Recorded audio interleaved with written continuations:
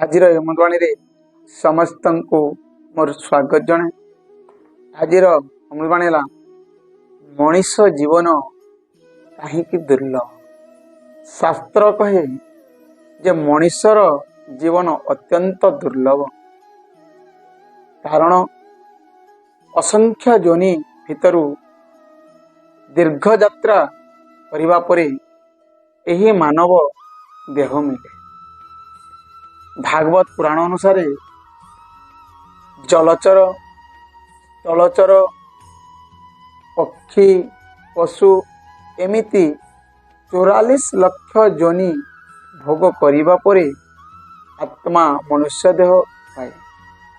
यह देह ही से एकमात्र सुजोग जोठारे मनुष्य भलमंदर विचार करिपारे, धर्म अनुसरण करिपारे एवं भगवान को चिन्हि पारे। पशु जोनि रे भोग अछि किंतु मोक्षर पथ नहीं। मनुष्य जोनि रे त्र आत्मोन्नति और मुक्तिर द्वार खोला अछि। सेहीपरि एही मनुष्य जीवन को केवल भोगरे नष्ट करे, से निजे निजर सबुठारु बड़ सुजोग को हराई थाए।